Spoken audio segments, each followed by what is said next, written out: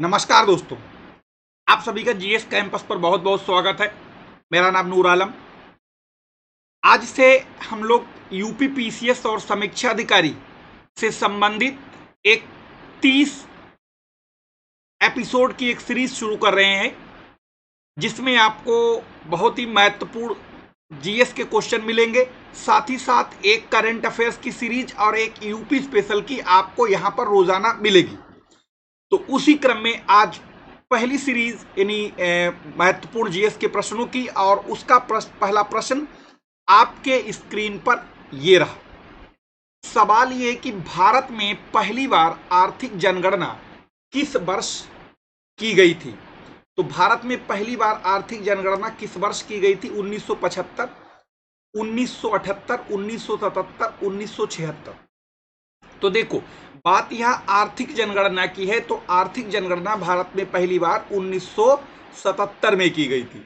लेकिन अगर हम लोग जनसंख्या की बात करते हैं तो वो जनगणना आप सभी को पता होगा लॉर्ड मेयो के कार्यकाल में 1872 में हुई थी, और इसी को परमानेंट रूप दिया गया था 1881 से, जो कि लॉर्ड रिपन का कार्यकाल बनता है। हजारदुआरी महल कहाँ है?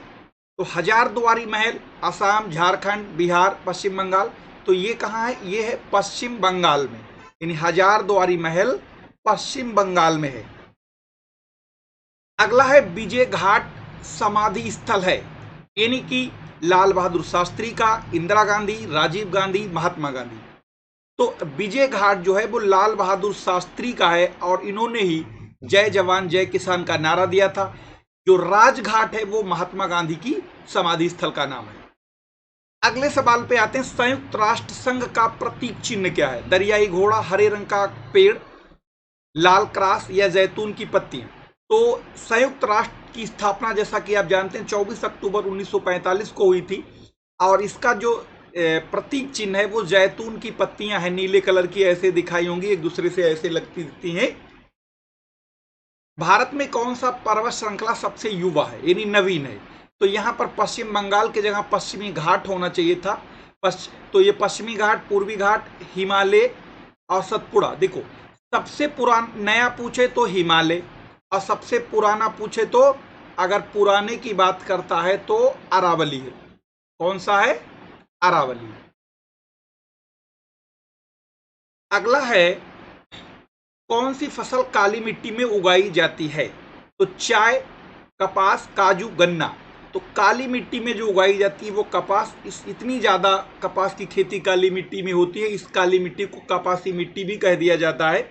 इसी को रेगुर मिट्टी भी कह देते हैं, इसी को स्वतः जुती हुई मिट्टी भी कहा जाता है। मदर टेरेसा बुक के लेखक कौन है? तो मदर टेरेसा बुक के जो लेखक हैं वो हैं विक्रम सेठ। कौन है? वो है विक्रम सेठ।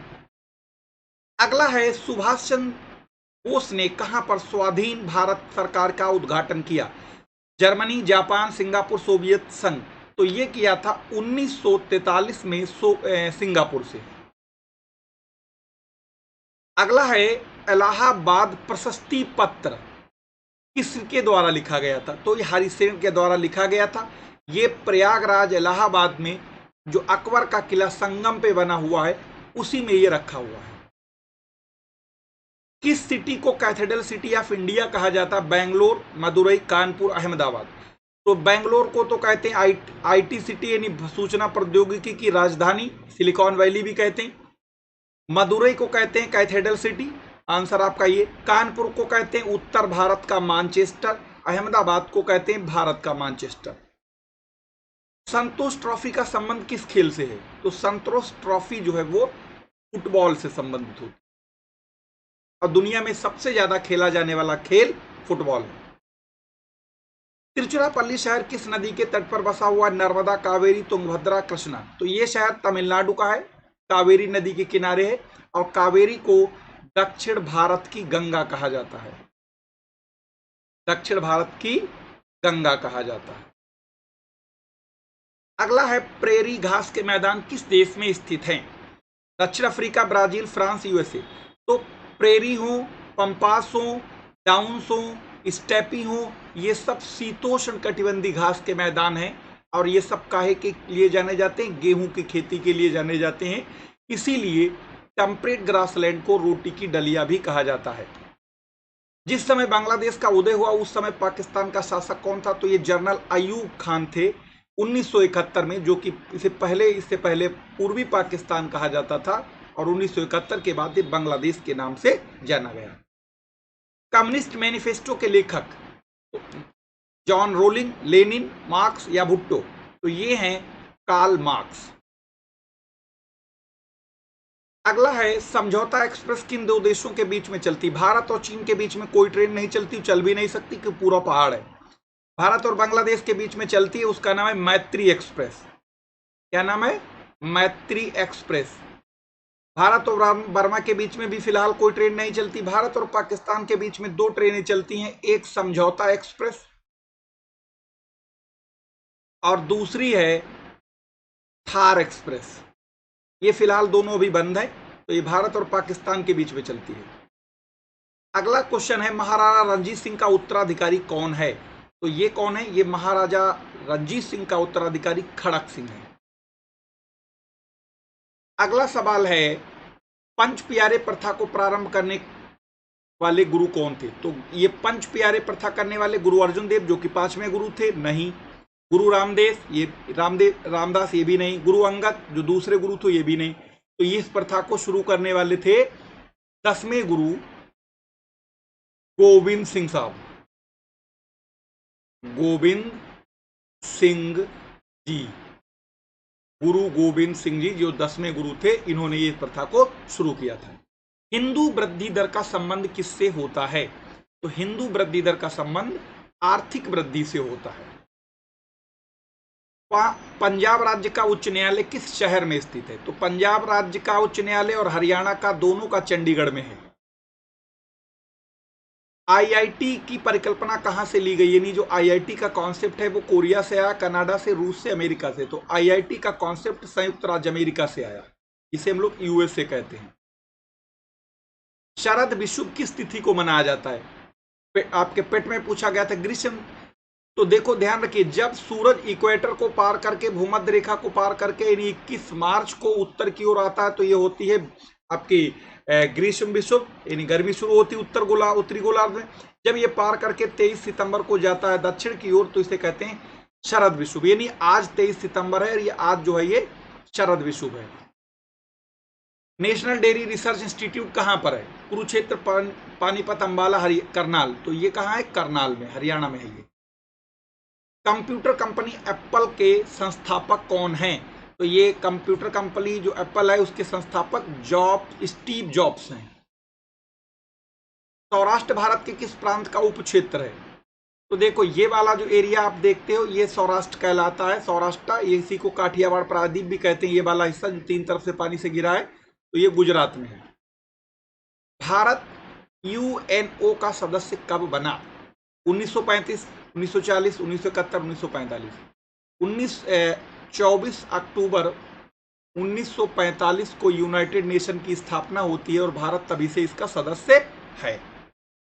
अंग्रेजों ने पेशवा के साथ किस संधि पर हस्ताक्षर किए? बेसिन की संधि, पुरंदर की संधि, वारसा की संधि या चौसा? तो ये बेसिन की संधि। दक्षिण अफ्रीका की मौद्रिक इकाई क्या है, यानी वहां की करेंसी क्या है? तो टंका तो बांग्लादेश की है, दीनार कुवैत की है, यहाँ की रैंड है साउथ अफ्रीका की। मनी प्लांट किस बैंक का एटीएम है? तो ये कर्नाटक बैंक ने अपने एटीएम को नाम दिया है मनी प्लांट। चेचक किसके कारण होता है? एक वायरस होता है, विषाणु। फफूंदे से दांत, खाज, खुजली होता है, गंजा होता है। बैक्टीरियल डिजीज की अगर बात करें, जैसे आपका टीबी है, बैक्टीरियल डिजीज है। पृथ्वी की क्रस्ट की मोटाई लगभग कितनी है? तो इसकी मोटाई लगभग 30 किलोमीटर है, लेकिन 30 किलोमीटर ऑप्शन नहीं था, तो यहां पर इसको 35 लगाएंगे।